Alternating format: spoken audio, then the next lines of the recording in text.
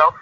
I'm doing well. And Steve, I want to start with what made you get into, what you're doing in the world of making sure that athletes are taken care of, that these athletes making the jump from college to the professional ranks are treated well, treated fairly, have the right type of opportunity and contract. What kind of made you fall in love with that role in an athlete's life? Well, I used to be an athlete. I was, back in my skinnier days, I was a All-American track athlete at the University of Florida. So ever since then, I've watched a couple of football players come out of Florida, and I've, just kind of watched how their process was ran. And, I didn't, I just always took an interest in making sure athletes had great representation. I went to law school, so I'm a licensed attorney, and use that as a platform to be able to get into this business. And, just always had a passion for wanting to, I love sports. I always had a passion for wanting to help, kids have the best representation, get the best opportunities possible. In going with that, Steve, what led you to where you are right now? I mean, as far as going anywhere to be able to represent athletes, what made ASM Sports a good place for you, their message, maybe their mission statement? What is it about ASM that really makes you feel like that's the right fit? Coming from Philadelphia, ASM represented several players from our area, Kyle Lowry, Katino Mobley, things of that kind of nature. So they've always had a strong presence in Philadelphia. I believe that they are we're one of the top agencies, but we kind of run it like a mom and pop shop, which means we get individualized attention. So that was something that was important to me because, again, my reasons for getting into the business have more to do with wanting to give individual, wanting to recognize and kind of be hands-on, I think, kind of nature. So that was extremely important. And it was, they're close. I mean, they're I'm Philadelphia born and raised. ASM is, North Jersey, New York area. So it was close in proximity, and it just fit kind of the structure of what I was looking for as an agent. And you as an agent, Steve, when you look at this year and this draft coming up, 2 Syracuse players you've decided to represent, and they've approved of that, and obviously you have a role with Trevor Cooney as well as Malachi Richardson. I want to start with Trevor because not only do you have a connection here in the States, but you've also built abroad to have a connection to provide players with opportunities overseas. What can you say about Trevor Cooney, and I guess first and foremost, why you decided to represent him? So, again, being from Philadelphia, I've known about Trevor since he was in high school. I also represent Rakeem, who's a Syracuse guy, for the same AAU team as Trevor. And I'm familiar with the AAU program. My son plays for the AAU program team final. And, just have watched Trevor since he was a senior in high school and, always took a liking to him. I love the fact that he competes extremely, extremely hard. He plays hard.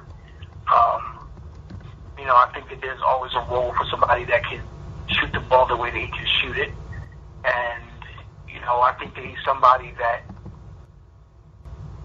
could be very, very successful at the NBA level or at the European level. I just think that he just has, when you bring something like that to the table where you can shoot the ball the way that he can shoot it, I think that there's always going to be a role for him, and I think he can do a lot of special things. When you say that you feel that Trevor can do some good things at the NBA level or even overseas, how are you kind of approaching the draft? Because obviously there's a lot of focus on Malachi Richardson, one of your guys out of Syracuse as well.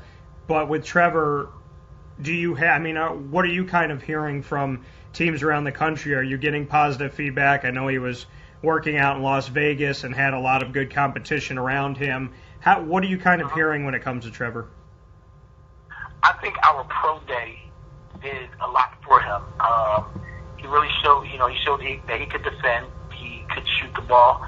I think that most people right now see Trevor as a guy who is a fringe NBA player, could develop in the D League as maybe, a point guard that can shoot the ball maybe in a certain type of system. The key for Trevor is going to be to show that he can defend at the next level. What do you see out of him at this point? Do you feel that NBA teams, that there is interest that you've been able to gauge from them at this point? I think that there's interest. I think a lot of people kind of view him as a guy that they kind of want to, perhaps see maybe start in the D League if that's the route that he wanted to take. And again, I don't know if there's going to be anyone that's going to draft him without having seen him show that he could play defense at that next level. But I definitely think that, he has the ability, to be groomed and kind of work his way up the ladder from that standpoint.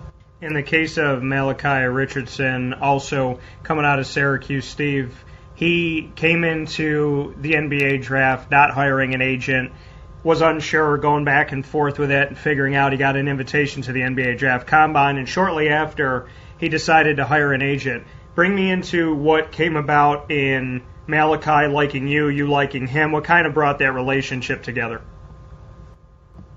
Again, having signed Trevor and having last year represented Rakeem Christmas and Chris McCullough, who were both, Syracuse guys, and then Rakeem is a guy that Malachi looked up to, coming from, again, team final in this area. Even with Malachi, the first time I saw Malachi play was in the 8th grade when he played down at Lou Williams basketball tournament. So, he's a guy that I've always believed in, and I've always thought he had a chance to be extremely special. So, I would say that the recruit, essentially I've been recruiting the kid since he was in high school. So, I saw him at Roselle, I saw him at Trenton Catholic, I've seen him at team final, I've seen him at several AAU events. So he's a guy that I've always been extremely high on. And, I'm sure representing Rakeem and Chris helped, because they were able to, kind of give him some good, give him some good feedback on how we were and how I am as an agent, and just to kind of the level of attention and personalized attention and things of that kind of nature. I think it's something that he has ultimately felt comfortable with. When you look at Malachi, he's been all over the draft board, Steve. He's to some people top 10, top 15. To some, he was out of the first round. I mean, different people have different things going. But what are you hearing? I know he's gotten an opportunity to work out around the country. I know that coming up, like you said, he has different workouts going on. But from the Magic to going over and seeing the Jazz to other teams he's been connected to, the Phoenix Suns, what are you hearing from teams around this country? When was kind of the moment that he broke out, in your opinion, where everybody kind of took a step back and said, wow, okay, this guy could crack the top 10? Our pro day. Our pro day is, I think, the moment where everybody started to take notice. I think people looked at his, obviously the game that kind of put him on the map was the game against UVA. But again, I've always believed that Malachi could be something special. I think NBA teams, once they started to pay attention after that UVA game, I think a lot of people started to look differently. Then I think that Chicago, when they saw his wingspan and the size of his hands and his height, I think that changed. And I just think that once he got to our pro day and literally just shot the lights out, I think everybody realized, there's a chance that this kid can be something special. I know that Malachi will be working out with the Orlando Magic, like you said, coming up this Saturday, June 11th. What other teams will he get an opportunity to be in front of that you know of right now before the draft?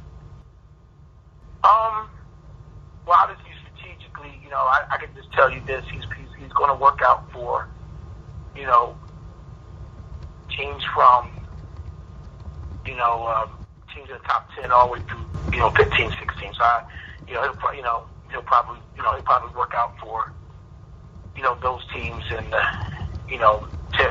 from middle lottery to tail end of the lottery to right outside. From his workouts so far, what have you heard? What's some of the positive feedback that you've heard? What are maybe some of the things that have stepped out? I know his three-point shooting's been on display. What are you hearing as an agent that maybe people are really keying in on and saying, this is something that stands out? I think that teams did not realize how well he could defend the ball. Okay. Which is something I think people are always curious about coming from Syracuse because they played his home. So I think that allowing him to show that he could defend, I think was huge. I think people, again, once they got to see him up close and saw his size, were amazed at just how big he is and how how good his body looks and things of that kind of nature.